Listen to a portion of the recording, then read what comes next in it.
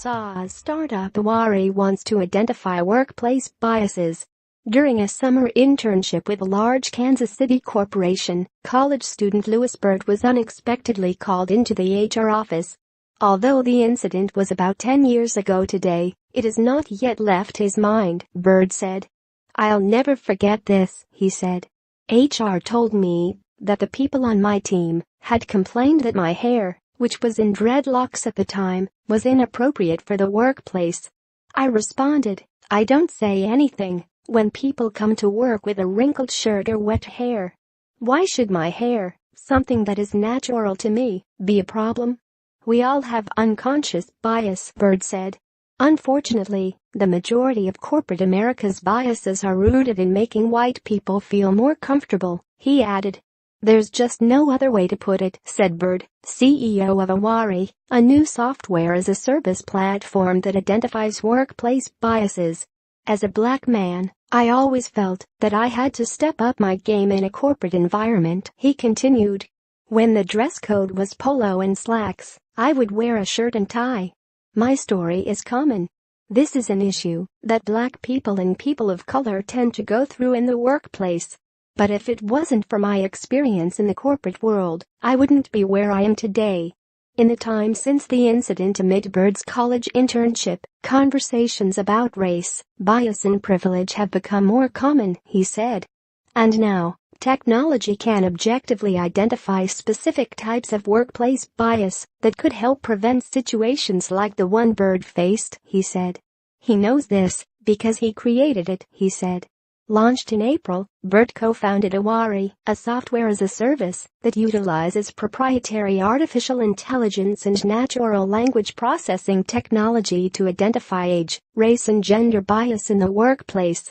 Companies can directly upload their HR records and performance reviews, Byrd said.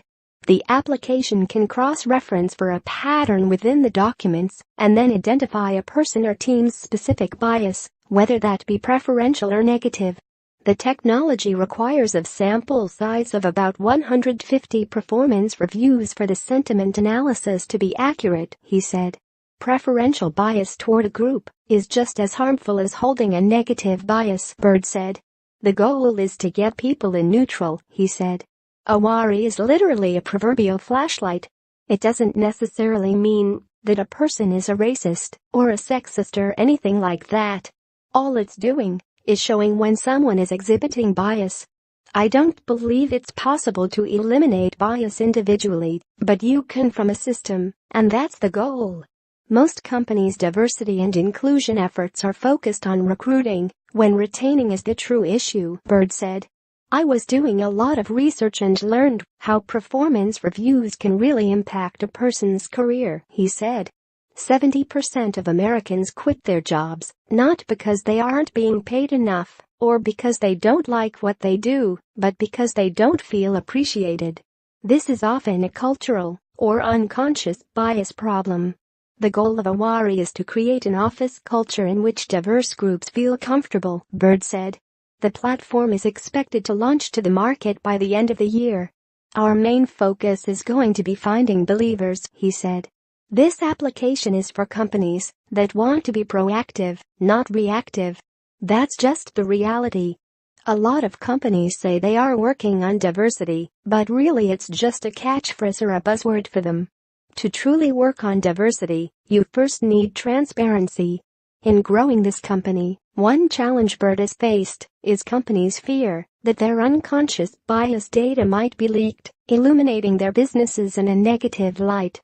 Assuring that the technology is secure, Byrd added that Awari is for forward-thinking companies open to improving their current cultures. Some feedback we've received is that companies don't want this data, Byrd said. They've said it's better for a company to live in ignorance and bliss. But the bias exists, whether you want to face it or not. In addition to providing data, Awari plans to also offer diversity consulting for clients who want to implement intentional changes. Many companies currently take a wide blanketed approach to unconscious bias training and try and hit every single aspect of it in a very short time frame, Byrd said. That's why it's not really sticking. You have to be intentional and specific about the types of training you put into place. Byrd is confident that Awari targets a need in the marketplace. He is, however, less assured that Kansas City firms will be willing to jump on board with the technology, he said. If I had to be honest with you, Kansas City has this whole Kansas